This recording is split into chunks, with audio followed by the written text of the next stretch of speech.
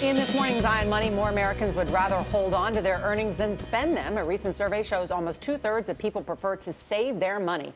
Now, that is the highest percentage since Gallup began asking this question 15 years ago. CBS News business analyst Jill Schlesinger is here with ways to add to your savings. Good morning. Good morning. So that's good news, really good news. What's the best way to save money? Well, you know, when we look at this, it's about like the same thing as diet and exercise. We need to form a habit. And it's really hard because what do we want to do? We want to do something that makes us feel good. We don't like delayed gratification. So behavioral economists say any way that we can automate this to make it habitual is really the way to go. And I tell you, frankly, it is easier than diet and exercise because we can automate savings. Americans have a lot of debt? Well, Americans do have a bunch of debt. Most of it is housing debt. Some of it is student debt. But the reality is that we've done a really good job of whittling down our debt over time. And part of that is because of the financial crisis. Some people defaulted on it. Some people were released from it.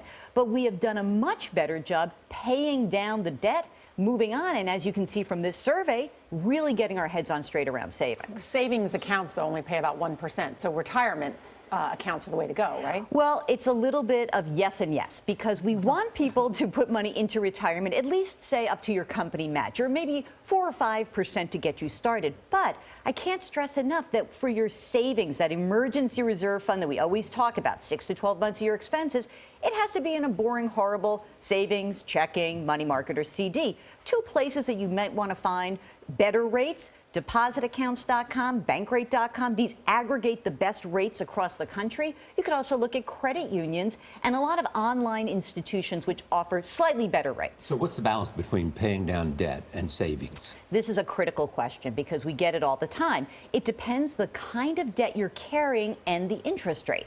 Let's say I've got a 19% credit card debt. Now, you know what? I'd pay that down.